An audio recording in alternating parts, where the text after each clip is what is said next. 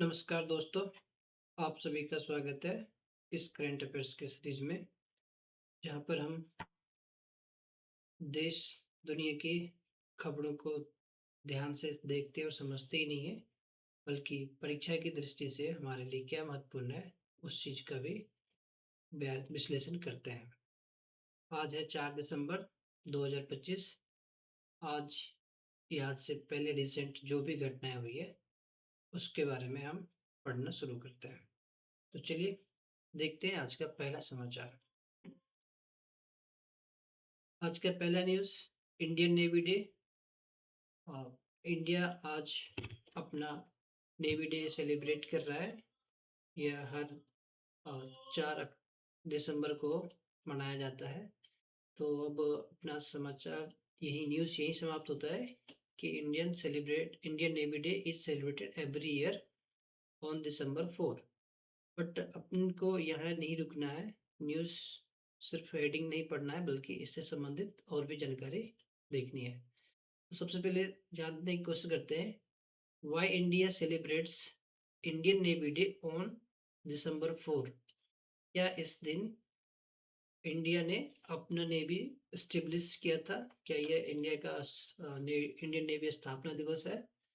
तो नहीं, इस दिन इंडियन नेवी स्टेब्लिश नहीं होता है। ऐसा नहीं कि इस दिन इंडियन नेवी का स्थापना दिवस है। तो क्या हुआ था इस दिन, जो इंडियन नेवी 4 दिसंबर को अपना स्थापना दिवस मनाती है? तो ये हमारा एक युद्ध हुआ था, इंडिया पाकिस्तान वार। इंडिया पाकिस्तान वार हुआ था 1971 में। 1971 के वार में इंडियन नेवी ने बहुत बड़ा अहम रोल निभाया था, और उसमें उन्होंने इंडियन नेवी ने एक ऑपरेशन किया था, जिस ऑपरेशन का नाम था ऑपरेशन ट्राइडेंट। और इस ऑपरेशन ट्राइडेंट के तहत इंडियन नेवी ने 4 दिसंबर के ही दिन इंडिया पाकिस्तान वार में पाकिस्तान की नेवी को बहुत सारे अ, उसके जहाज़ों को डिस्ट्रॉय किया। और इस दिन को सेलिब्रेट करने के लिए, ऑपरेशन ट्राइडेंट की सफलता को सेलिब्रेट करने के लिए 4 दिसंबर को इंडियन नेवी डे यानी भारतीय नौसेना दिवस मनाया जाता है। तो ये थी न्यूज़ इंडियन नेवी डे के रिलेटेड कि हम क्यों मनाते हैं। पर अपने को यहाँ ही नहीं रुकना है, आगे और बढ़ना है। जैसे कि इंडियन नेवी डे 4 दिसंबर को, ये हम समझ गए। लेकिन यदि हम रिवीजन नहीं करते हैं तो हमारे भूलने की संभावना बहुत होती है। तो डिफेंस से रिलेटेड जो भी इम्पोर्टेंट डेज हैं, हम उन सबको भी अभी यहाँ कवर करेंगे। तो शुरू करते हैं। सबसे पहला, Indian army day. Indian army day. Army Indian army day कब मनाया जाता है? इंडियन आर्मी डे 15 जनवरी को मनाया जाता है। फिर वही सवाल कि हम 15 जनवरी को इंडियन आर्मी डे क्यों मनाते हैं? क्या ये भी किसी युद्ध को या किसी ऑपरेशन के सेलिब्रेशन के लिए किया जाता है? तो नहीं, इंडियन आर्मी डे अ, किसी भी ऑपरेशन के लिए नहीं है, बल्कि 15 जनवरी 1949, 15 जनवरी 1949 को अपना Indian general K M Cariappa K M Cariappa ने इंडियन आर्मी का कमांडर इन चीफ बने थे। K M Cariappa, it means K M Cariappa is the first Indian commander in chief of Indian army. तो चूंकि ये फर्स्ट 15 जनवरी 1947 को ही टेक ओवर किए थे, इसलिए इस दिन को इंडियन आर्मी डे के रूप में मनाया जाता है। अब इन्होंने टेक ओवर किया था के M Cariappa, general K M Cariappa. तो किनसे किया था? That means who was the last British commander in chief. तो last British commander in chief अपना था फ्रांसी रॉबर्ट रॉय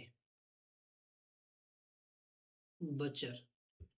यदि याद रख सकते हैं तो ये भी सही है। अन्यथा आप ये जरूर याद रखें कि इंडियन आर्मी डे 15 जनवरी को सेलिब्रेट किया जाता है, क्योंकि 15 जनवरी 1949 को the first Indian commander in chief of Indian army, general K M Cariappa ने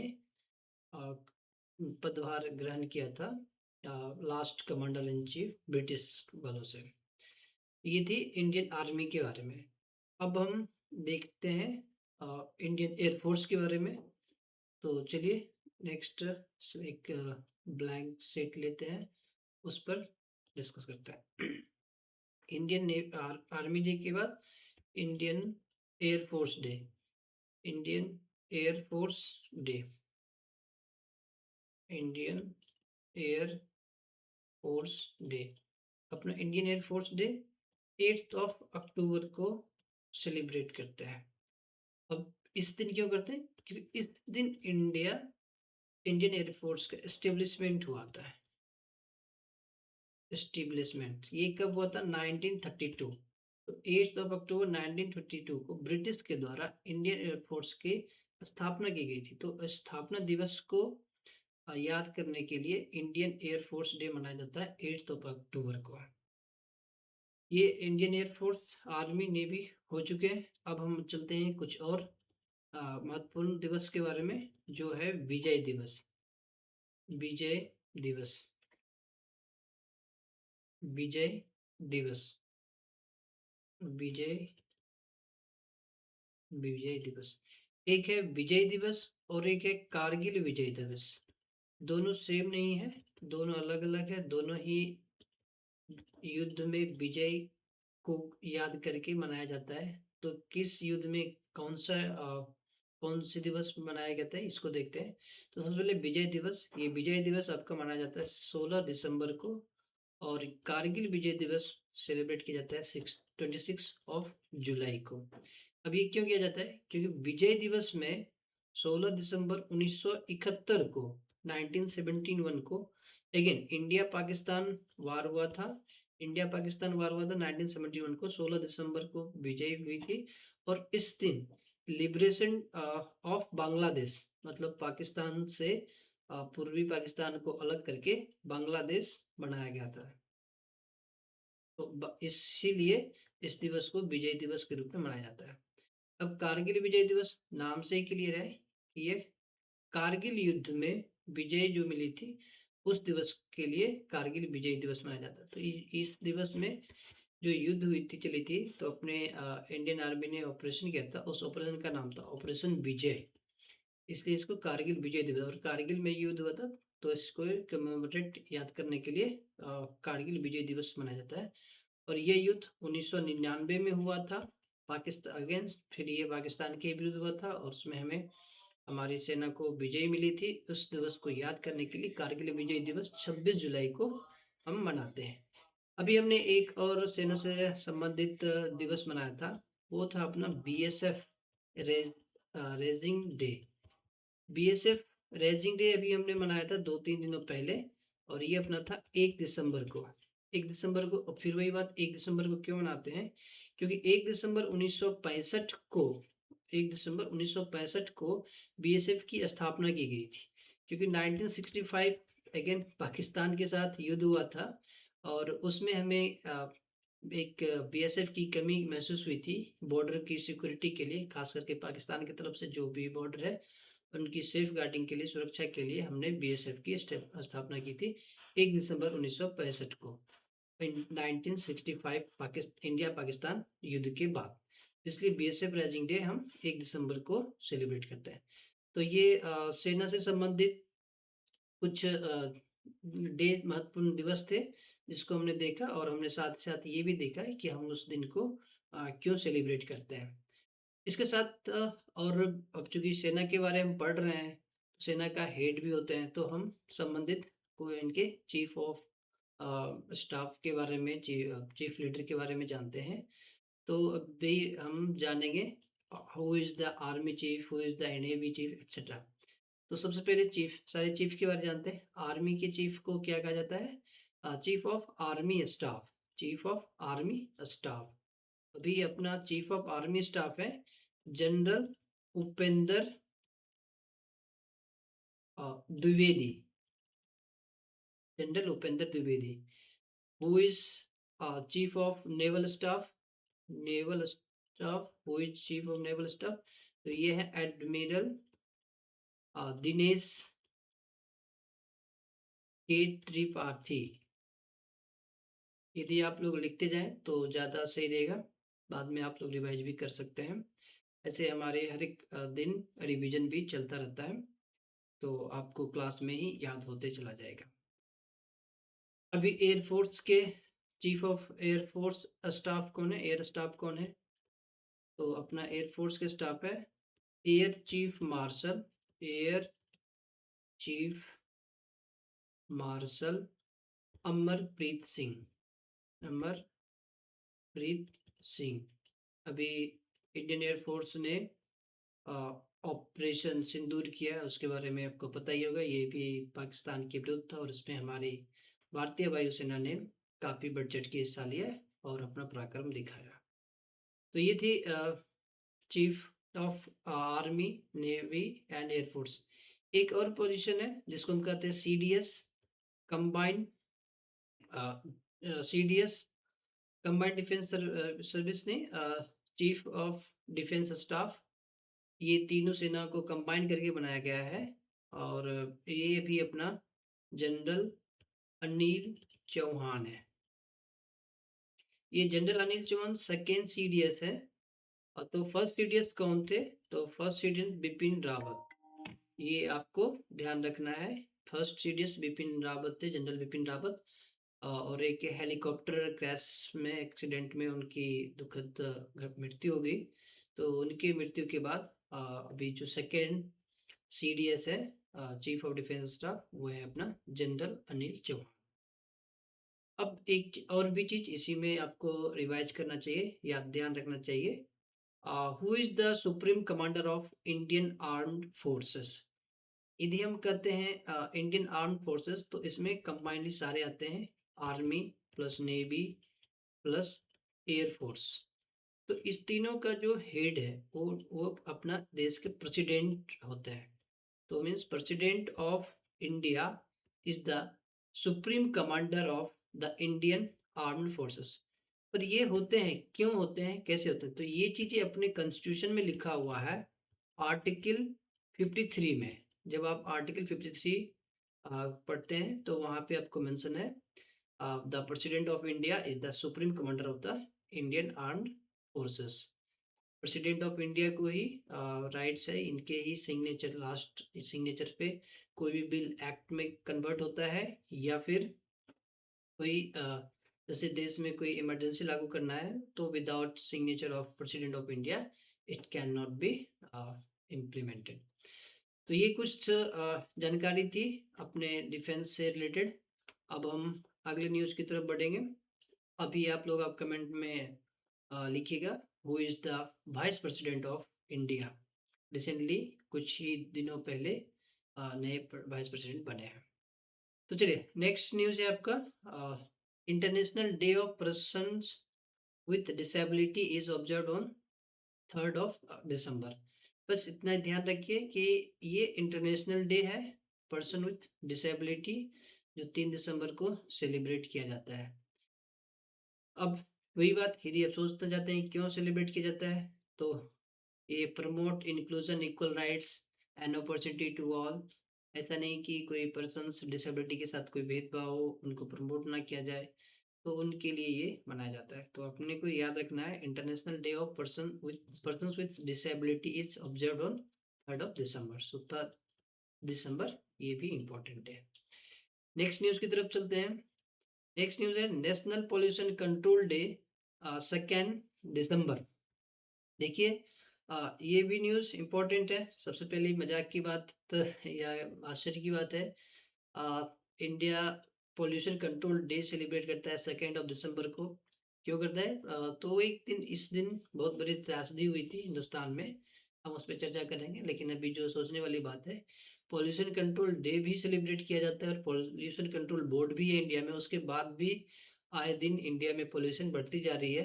पता नहीं ये लोग कब और कैसे कंट्रोल करेंगे।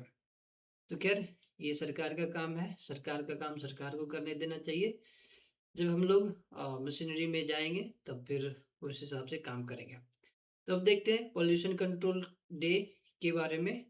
पॉल्यूशन कंट्रोल डे 2 दिसंबर को सेलिब्रेट किया जाता है क्योंकि 1984 में इसी दिन अ, भोपाल गैस त्रासदी हुई थी। भोपाल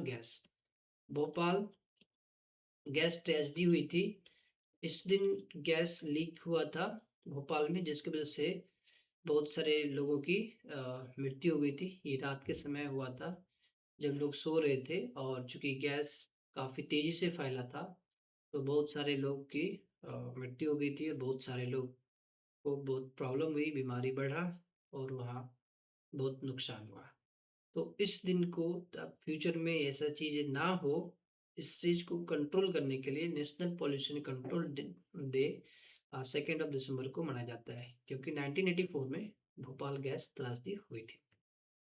अब चूंकि भोपाल गैस त्रासदी हुई, तो इससे संबंधित यदि जानना चाहे तो आप जान सकते हैं कि कौन सी गैस लीक हुई थी, और उस गैस का क्या नाम है, क्या फार्मूला है, केमिकल फार्मूला। तो ये गैस लीक हुई थी methyl isocyanide. Methyl isocyanide methyl isocyanide, इसका formula, chemical formula CH3NCO। CH3NCO, या कहीं कहीं आपको C2, दो सी है, C2H3NO भी लिखा हुआ मिलेगा। इससे आप ये जानकारी इकट्ठा कर ध्यान रख सकते हैं पॉल्यूशन कंट्रोल डे से, कि ये 2 दिसंबर को मनाया जाता है, क्योंकि 2 दिसंबर 1984 में भोपाल गैस ट्रेजेडी हुई थी, और इस भोपाल गैस ट्रेजेडी में मिथाइल आइसोसाइनाइड गैस लीक हुआ था, जिसका केमिकल फार्मूला CH3NCO है। ये थी न्यूज़ से संबंधित जानकारी। अभी हम चूँकि ये भोपाल के बारे जाने हैं, तो भोपाल को बारे में थोड़ी सी और विश्लेषण कर लेते हैं। भोपाल मध्य प्रदेश की राजधानी है, और भोपाल को सिटी ऑफ लेक भी कहा जाता है, सिटी ऑफ लेक्स भी कहा जाता है। भोपाल एमपी की कैपिटल है, लेक्स भी कहा जाता है, चूँकि एमपी है। मध्य प्रदेश, हमने यहाँ के स्टेट के बारे में जाना, तो ऑब्वियसली बात है, स्टेट्स, उस स्टेट्स के सीएम कौन है, गवर्नर कौन है, इसके बारे में भी अपना जानना बनता है। तो अभी यहाँ के सीएम मोहन यादव हैं, मोहन यादव, और यहाँ के गवर्नर आपका है मंगू भाई सी पटेल। मंगू भाई सी पटेल, मैं लिख देता हूँ। गवर्नर है आपका मंगू भाई सी पटेल, सी पटेल। अब यदि आप और विश्लेषण करना चाहें, तो इसकी लोकसभा, राज्यसभा और स्टेट लेजिस्लेटिव असेंबली में सीट कितने हैं? तो लोकसभा में इसके सीट्स हैं 29, राज्यसभा में 11, एंड स्टेट असेंबली में 230 सीट्स हैं। तो ये कुछ इम्पोर्टेंट्स न्यूज़ इंफॉर्मेशन थी, जानकारी थी, जो हमें नेशनल पॉल्यूशन कंट्रोल डे को जैसे ही याद करें, बताया जाए, ये सारी जानकारी इकट्ठी हो जानी चाहिए, क्योंकि हम लिंक करके पढ़ेंगे, जानेंगे तो ज़्यादा बढ़िया होगा। नेक्स्ट न्यूज़ है आपका, rage bait as word of the year. ये भी सही न्यूज़ है। ये पेपर का कटिंग है, जिसमें आपको बताया जा रहा है कि रेगबेट को पेपर ऑफ द ईयर बताया गया है, पर ये किसके द्वारा? ऑक्सफोर्ड यूनिवर्सिटी, ऑक्सफोर्ड डिक्शनरी के द्वारा। तो the Oxford dictionary announce rage bait as the word of the year 2025 के लिए, 2025 के लिए ये है। 2024 में इसने दूसरा वर्ड दिया था, वो था brain rot, BRAINROT, brain rot. तो according word of the year for 2024 given by Oxford Dictionary was brain root, and regbate is a word of the year for 2025, again given by Oxford Dictionary। इसमें इतना ही जानना है, और आगे भी जानने की इसमें कुछ है नहीं। बाकी और पढ़ना है तो यहाँ पे न्यूज़ का कटिंग दिया हुआ है, आप पढ़ सकते हैं रेगबैट के बारे में, और क्यों कहा जाता है, और ब्रेन रूट। ऐसे रेगबैट के बारे में कहा जाता है कि अब लोग परेशान होते जा रहे हैं ऑनलाइन सोशल मीडिया स्क्रॉल करते हुए, खास करके उस चीज़ों के बारे में गुस्से हो रहे हैं, जिसमें कहा जाता है कि आप जानना चाहते हैं, क्या ये करना चाहते हैं, उससे करना चाहते हैं, और फिर वो स्क्रॉल करते रहते हैं, तो उस चीज़ से भी काफ़ी लोग परेशान होते जा रहे हैं, तो उसे रेगबैट के नाम पे दिया गया है। चलिए हम अगले न्यूज़ की तरफ चलते हैं। अपना अगला न्यूज़ है, शायद ये हमने कल कवर भी किया था, prime minister Narendra Modi rename prime minister's office as Seva Tirath. तो प्रधानमंत्री मोदी ने पीएमओ का नाम बदल दिया है और इसका नाम सेवा तीरथ रखा है। याद रखने वाली है क्योंकि पूछे जा सकते हैं, मोस्ट इम्पोर्टेंट क्वेश्चन है। सेवा तीरथ किसका नाम है? तो अब पीएमओ की जगह सेवा तीरथ लिखा जाएगा, सेवा तीरथ नाम है। अब इससे पहले अभी हमने देखा था राजभवन का भी नाम बदल के राजनिवास किया गया है, और सॉरी, राजभवन का नाम लोक भवन और राजनिवास का नाम लोक निवास किया गया। और वेस्ट बंगाल करने वाला फर्स्ट स्टेट था, जिसके बारे में हमने पिछले क्लास में, पिछले वीडियो में देखा है। ये 2 दिन पहले की न्यूज़ है, जहाँ पे पहले वेस्ट बंगाल के गवर्नर ने इस रीनेम को किया था। अभी हर एक स्टेट के राजभवन राजभवन और या राजनिवास जो होते हैं, वो गवर्नर के ऑफिस को कहा जाता है, गवर्नर्स रेसिडेंस कहा जाता है ऑफ द स्टेट। तो उसी का नाम बदला जा रहा है। अभी फर्स्ट स्टेट वेस्ट बंगाल है, जहाँ की सीएम ममता बनर्जी और गवर्नर सीवी आनंद बोस है। ये हमने पिछले क्लास में देखा था। तो चलिए अब नेक्स्ट देखते हैं। नेक्स्ट हमने पिछले क्लास में देखा था कि संचार साथी ऐप को मैंडेटरी किया गया था गवर्नमेंट के द्वारा, डीओटी के द्वारा, डिपार्टमेंट ऑफ टेलीकॉम। और ये गवर्नमेंट का डिसीजन था कि हर मोबाइल में आने वाले मोबाइल में प्री इंस्टॉल्ड संचार साथी ऐप हो, ताकि ऑनलाइन फ्रॉड जो भी हो रहे हैं या जो फ़ोन डिस्ट्रॉय गलत हाथों में चला जाता है, खो जाता है, उस तरह की साइबर क्राइम से बचने के लिए, उसको कम करने के लिए संचार साथी ऐप का इस्तेमाल मैंडेटरी बताया गया था। लेकिन अभी फिर गवर्नमेंट ने डेटा नोटिस किया तो उन्हें पाया गया है कि लोग खुद से ही इस ऐप को यूज कर रहे हैं। तो फिर गवर्नमेंट ने मैंडेटरी हटा दिया, ऑप्शनल दिया, जिनको यूज करना है करें, नहीं करना है ना करें, इसमें कोई मैंडेटरी नहीं है। क्योंकि अब मैंने कल बताया था कि गवर्नमेंट ने मैंडेटरी किया है संचार साथी ऐप, तो अब हटा दिया है, तो ये भी अपडेट लेना जरूरी है, इसलिए हमने इस न्यूज़ को दिया है। नेक्स्ट न्यूज़ है आपका, government to establish 50,000 new Atal Tinkering Labs in schools across the country. Again, this is the important questions here.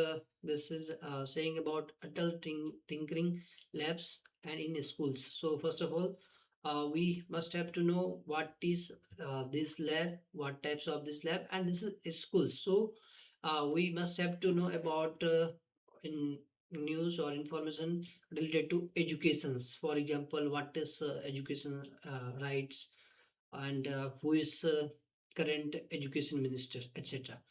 So let's start up, first of all, what is Atal Tinkering Labs? Atal Tinkering Labs क्या है?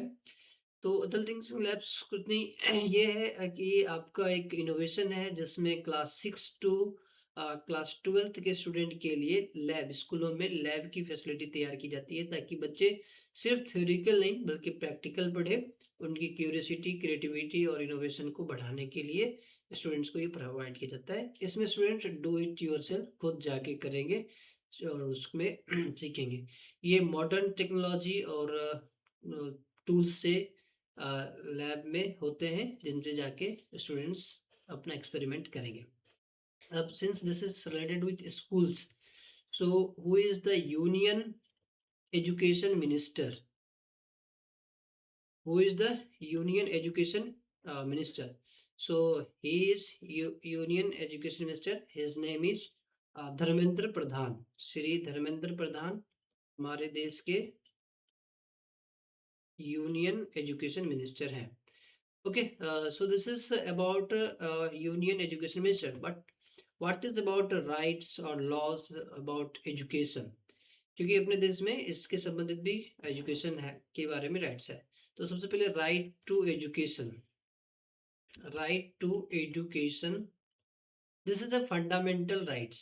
ये एक fundamental right है, ये this is a fundamental rights. अभी fundamental rights है तो articles में कहीं मेंशन हो गए, कॉन्स्टिट्यूशन में मेंशन है, तो this is according to article 21 A. Article 21 A gives you fundamental right to education, and इसमें लिखा गया है free and compulsory education, free plus compulsory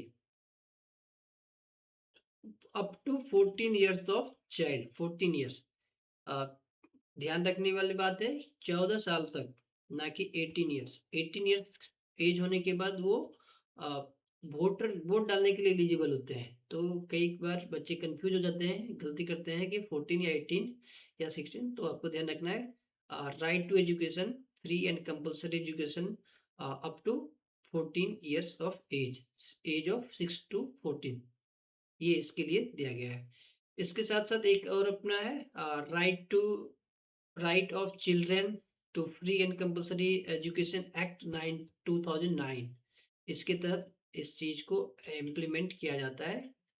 मैं बोल रहा हूँ, आप नोट करना चाहें तो नोट कर सकते हैं। The right of children to free and compulsory education, RTE act 2009। तो ये था अपना इस न्यूज़ से संबंधित कुछ जानकारी जो अपने को पता होना चाहिए। तो नेक्स्ट न्यूज़ की तरफ देखते हैं।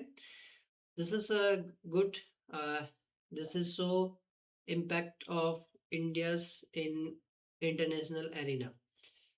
India assumes chairship of international idea, CEC, chief election commissioner Gyanesh Kumar represent country. यहाँ से देखिए आपको दो तीन न्यूज़ ऑब्वियसली मिल गए। सबसे पहली न्यूज़ है कि इंडिया अभी चेयरशिप किया है इंटरनेशनल आइडिया के बारे में।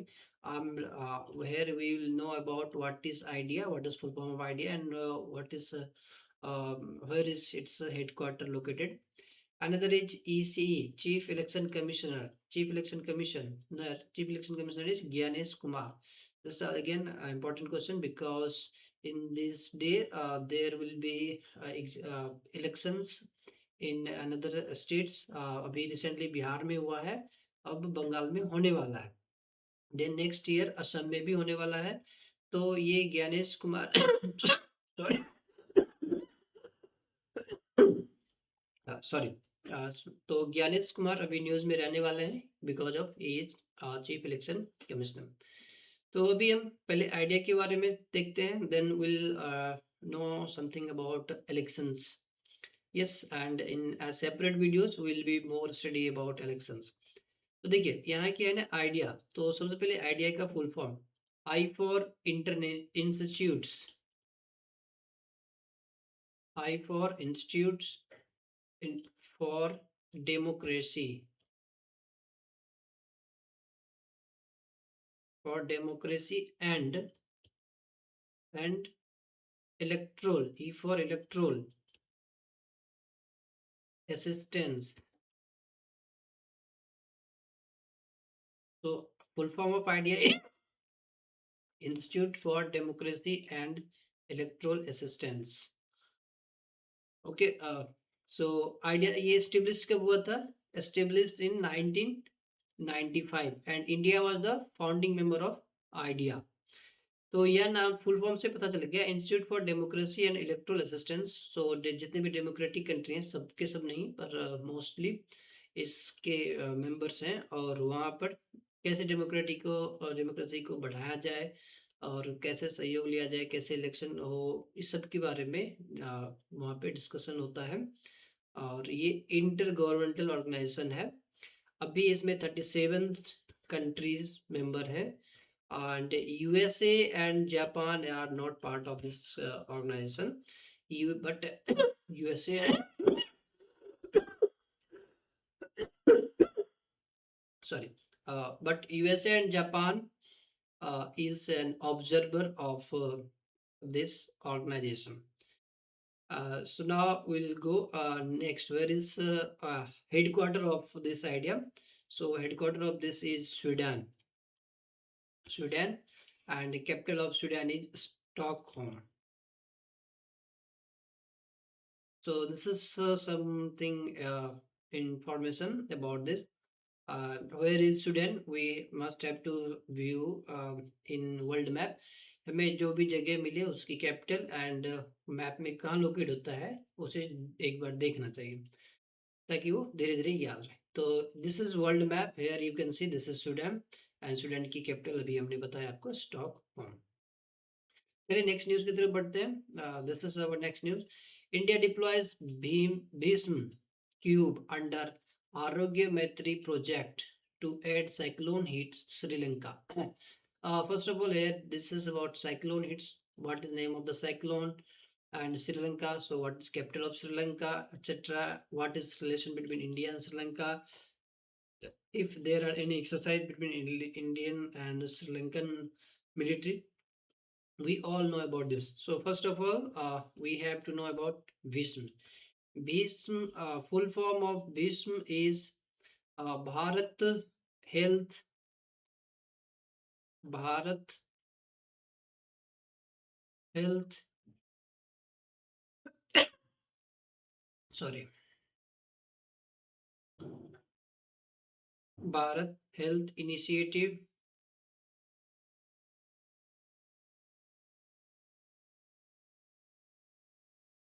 for Sahyog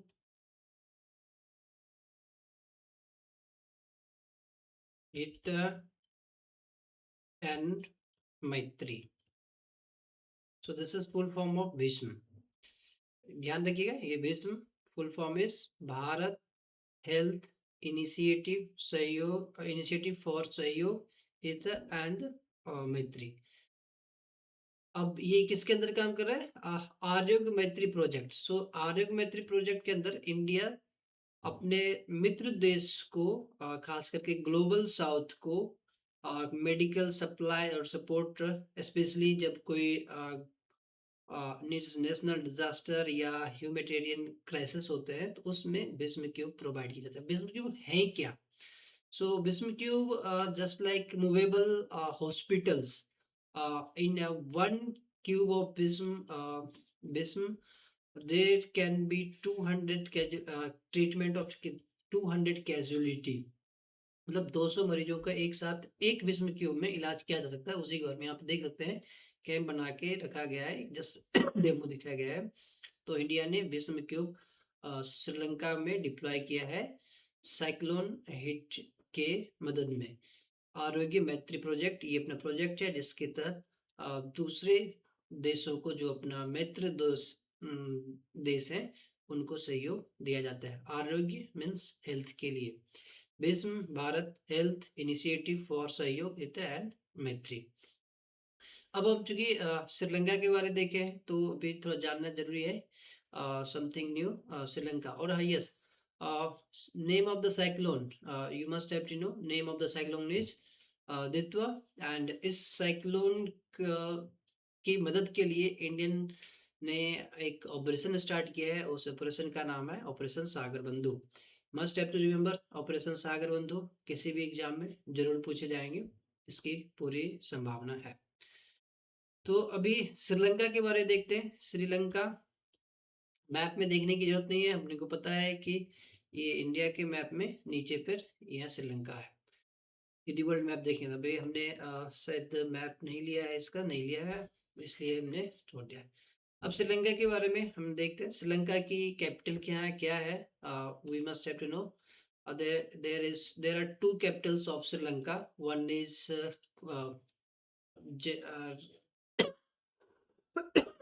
Sri Jayawardene Potte, another is Sri Jayawardene Potte, Sri Jayawardene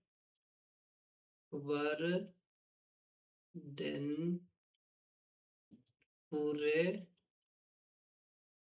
Potte. This is the administrative capital of Sri Lanka. Another is that is financial, you can say like of financial capitals, and that is Colombo. यदि दोनों में से किसी एक को select करना हो तो श्री जयवर्धने कोट्टे को सिलेक्ट कीजिए। कैपिटल ऑफ श्रीलंका है जयवर्धने, श्री जयवर्धने कोट्टे। अब श्रीलंका इंडिया के बीच होने वाले कुछ मिलिट्री एक्सरसाइज को भी देख लेते हैं। तो श्रीलंका एंड इंडिया के बीच होने वाले मिलिट्री एक्सरसाइज, चूंकि मित्र देश है तो मित्र शक्ति, ये श्रीलंका और इंडिया के बीच बायलैटरल एक्सरसाइज है। और दूसरा है कि अपना एक्सरसाइज दोस्ती, ये बायलैटरल नहीं, ये ट्राइलेटरल है। इसमें 3 कंट्रीज हैं। वन फर्स्ट इज इंडिया, अपना प्यारा भारत इंडिया, दूसरा श्रीलंका जिसके बारे में हम पढ़ रहे हैं, और तीसरा है मालदीव जिसके बारे में हमने कल या परसों की क्लास में देखा था। अभी मालदीव के साथ भी अपना एक एक्सरसाइज शुरू हुआ था, तो अभी उसका नाम कमेंट बॉक्स में ज़रूर लिखिएगा कि इंडिया मालदीव के बीच रिसेंटली जो एक्सरसाइज हुआ उसका नाम क्या है और वो कहाँ हुआ है। India plus Sri Lanka plus Maldives. तो श्रीलंका के बारे में हमने देख लिया। Sri Lanka capital of Sri Lanka, there are two capitals of Sri Lanka, Sri Jayawardene Pura Kotte, it is administrative capital, another is Colombo, Colombo is just like a financial capital. So this is about Sri Lanka and India. And Malaysia, so sorry, Maldives, here we read about Maldives. So capital of Maldives is Malé, capital of Maldives is Malé. So this is something, some news about Bhism and Sri Lanka. Next, go next news, and this is last news of today's class. India's third nuclear submarine soon. Trials in final stage, say Navy Chief. अभी अभी हमने देखा navy chief के बारे में, navy chief, naval chief, army air force के chief के नाम। आप कमेंट बॉक्स में जरूर लिखिएगा कि आपको याद है या नहीं है। यहाँ पे भी आपको नेवी चीफ दिखा हुआ है, नेवी चीफ एडमिरल दिनेश के त्रिपाठी इन न्यू दिल्ली, ये है आपका नेवी चीफ। इन्होंने कहा है कि थर्ड न्यूक्लियर सबमरीन बहुत जल्द ही फाइनल स्टेज में आएगा इंडिया के लिए। तो यदि थर्ड आने वाला है तो क्या फर्स्ट और सेकंड के बारे में अपने को जानना बनता है? ये सबको जरूर जानना चाहिए। तो फर्स्ट है आपका आईएनएस अरिहंत। अरिहंत ये 2016 में डिप्लॉय किया गया। And the second submarine, Indian submarine is INS Arighat. Arighat ये आपका अरिहत डिप्लॉयड इन 2024। थर्ड जो आने वाला है जिसके बारे में अभी नेवी चीफ ने डिस्कस किया है उसका नाम है अरिदमान। So this is under trial. This is under trial, and it will be deployed soon. And I hope Indian Navy, it will be very powerful और अपना इंडियन नेवी और ज़्यादा पावरफुल और सशक्त होगा, क्योंकि इंडियन नेवी का बहुत ही बड़ा योगदान है, not only for Indian navy but all of defence staffs and members और मतलब हमें सपोर्ट, और वो उनके बगैर देश को एक सशक्त और शक्तिशाली मुश्किल है। तो हम उम्मीद करते हैं कि जल्द ही ये सबमरीन अपने इंडियन नेवी के पार्ट्स होंगे और वो अपना जलवा दिखाएंगे। तो ये, और दूसरी बात, ये न्यूक्लियर सबमरीन है, मतलब इस सबमरीन को पावर सप्लाई न्यूक्लियर से मिलता है, न्यूक्लियर एनर्जी से, तो इसलिए इसको न्यूक्लियर सबमरीन कहा जाता है। किसी और वीडियो में हम सबमरीन के बारे में बहुत अच्छे से डिटेल जानेंगे। तो ये कुछ अपना जानकारी था करंट अफेयर्स से रिलेटेड। हम और भी जानकारी इकट्ठा करेंगे और पढ़ेंगे, अपनी तैयारी को बूस्ट करेंगे। नेक्स्ट क्लास में, नेक्स्ट वीडियो में हम देखते हैं किसी और नए ताज़ी खबर के साथ। तब तक पढ़ते रहिए, आगे बढ़ते रहिए। चलिए, वीडियो देखने के लिए धन्यवाद। यदि अच्छा लगे तो लाइक शेयर सब्सक्राइब कीजिए और अपनी तैयारी कंटिन्यू रखिए। Thank you.